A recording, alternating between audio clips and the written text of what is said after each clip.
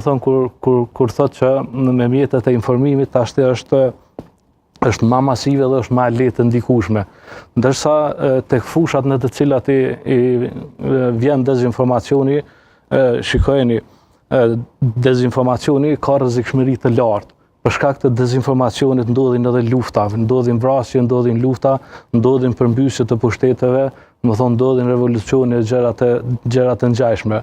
Për shembull, në aspektin ndërkombëtar, ne mund ta përmendim si shembull një dezinformim i cili është plasuar në Shtetet e Bashkuara të Amerikës tepër masiv, që Iraku gjoja ka armë bërthamore dhe intervenimi ushtarak i SBA-ve në Irak, domethënë në luftën e Irakut, ka ardhur sikur i ndërtuar në këtë narracion.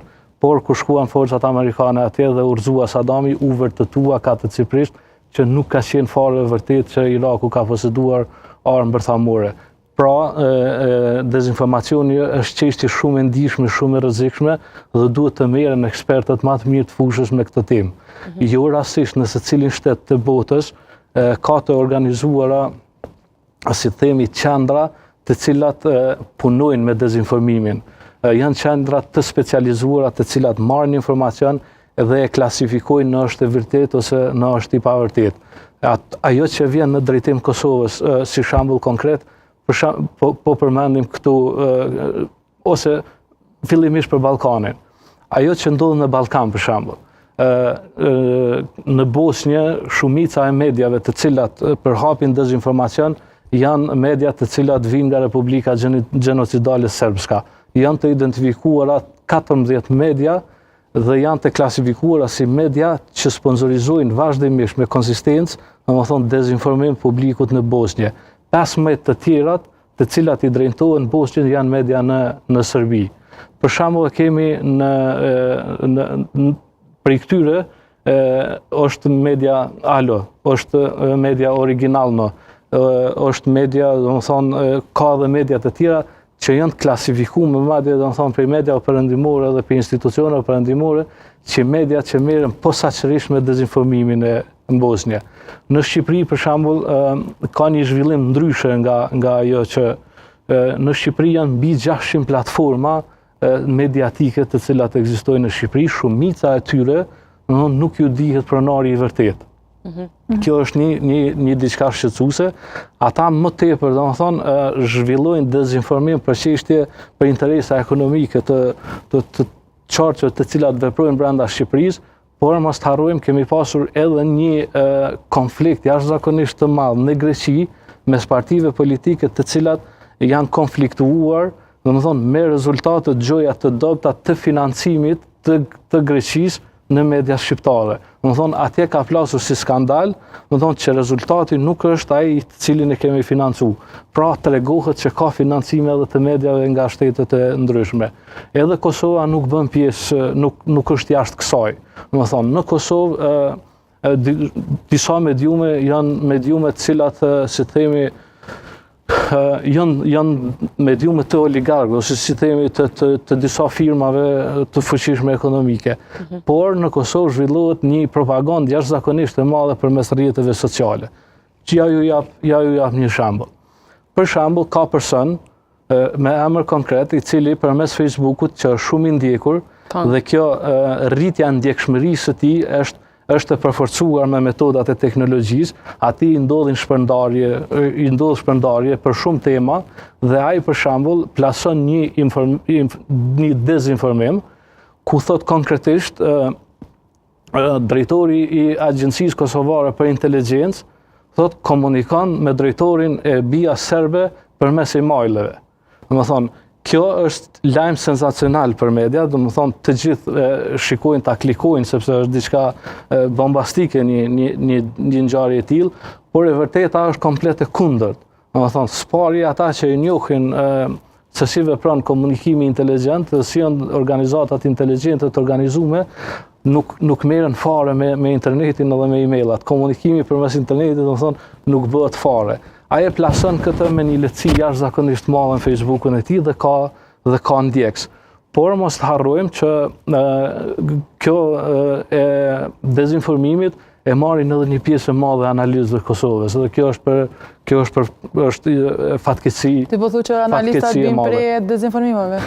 Tani, a bin prej dezinformimeve, a janë pjesë e dezinformimit, a e besojnë atë çështje është studim tjetër, por ne e shohim vazhdimisht sepse plasohet në rrjet. Për shembull, kemi shumë shembuj. Ka jashtëzakonisht shembuj, unë mund të marr shembuj këtu gjithë ditën në të cilën analistët e veprojnë. Ja për shembull po lidhem edhe një herë me zotin Klinako.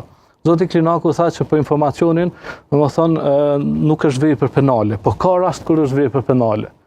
Edhe ka ndodhur në studiot e Kosovës. Ja konkretisht, domethënë zbulimi i një sekreti shtetëror, domethënë nga mediat është e kodifikuar në kodin penal edhe e rrezikon burgimin prej 5 deri në 12 vjet. A ka ndodhur kjo? Po. Dhe si ka ndodhur? Ja me një lehtësi jashtëzakonisht madhe në studiot tona, domethënë përmenden emrat e gjoja agjentëve të shërbimit inteligjent Kosovës, që është jashtëzakonisht e papranueshme, është vepër penale. Por është edhe moralisht jo korrekte. Pse është jo korrekte moralisht? Po edhe me ligjet pse është jo normale. Sepse njeriu ose agenti ynë, nëse ai lajm është i vërtet, mund të jetë me shërbim ndoshta pikërisht në vendin armikut. Dhe ti nga studio këtu me një komoditet të madh, thua për shembull që Kolla Blaka është agent i inteligjencës Kosovës, ndërsa unë mund të jem në Serbi atje, më rrezikon edhe jetën, përveç se mund të rrezikosh edhe organizatën. Këto janë tepër shqetësuese dhe ndodhin vazhdimisht. Para disa ditëve patëm edhe një ngjarje me arrestimet e spionëve të cilët kanë vepruar në Kosovë. Kjo shfaqje, domethënë kjo ngjarje ka qenë një ngjarje shumë e madhe, shumë interesante. Edhe ajo që duhet ta potencioj unë në këtë rast është kjo, domethënë se përdoret gjithmonë një matricë interesante për të kamufluar informacionin, për të dhënë informacionin e saktë atje ku duhet, dhe në Kosovë ka një mbulueshmëri ligjore, por pastaj edhe mediale. Ja për shembull, po sjell si shembull, 2 të arrestuarit nga Ferizaj, njëri prej tyre, domethënë për cilin aktakuza është plot 55 faqe, me ato argumente të cilat shërbimi inteligjent ka dashur që t'ia jap publikut, sepse ka me qindra fakte të tjera për ta, të cilat nuk publikohen, sepse rrezikojnë, si themi, hetimin e me të tjershëm.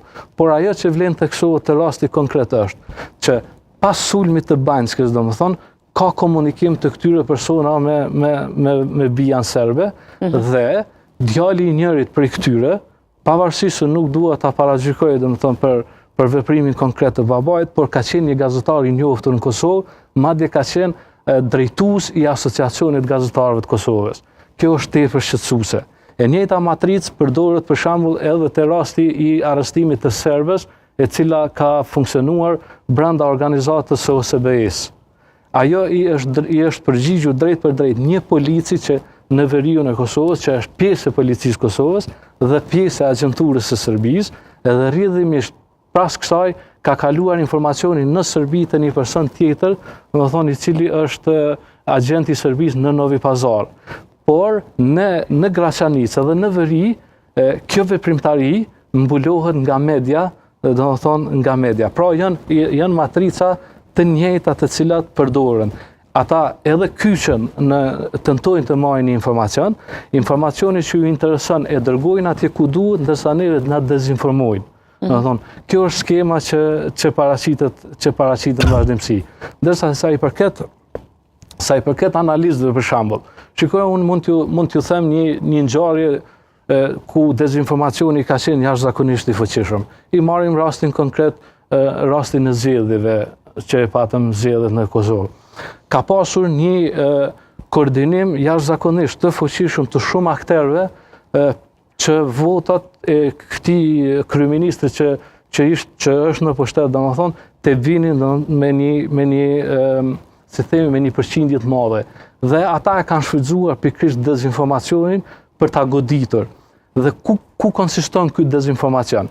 Konsiston në temën që ata i plasonin vazhdimisht publiku shqiptar që atë që ne vërtet i kemi pak delikate dhe kemi ndoshta si themi edhe frikë çështjen e sigurisë. Edhe thonin vazhdimisht, më lejoni ta dërgoj deri në fund. Edhe thonin vazhdimisht, në qoftë se fiton kryeministri Kurti, përsëri, rrezikohen largimi i trupave të amerikanëve nga Bën-Stilli. Kjo është një dezinformacion i pastër. Kjo nuk ka asnjë lidhje me të vërtetën, as me analizën e sigurisë, as me atë që mund të vijë në të ardhmen.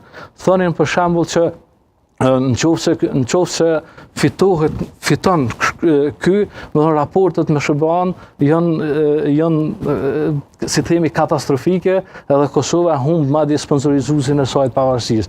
Po ky që një varg i njerëzve brenda kësaj skeme, kemi edhe kryeministër, që do t'i drejtohem, ai që bëhet njëherë general, gjithmonë vetet general, edhe kur nuk është në funksion, kemi kryeministër i cili në foltorën e Parlamentit Kosovës thot që kryeministri aktual është agent i Serbisë, ndërkohë që mbulesën e fakteve nuk e ka absolutisht fare.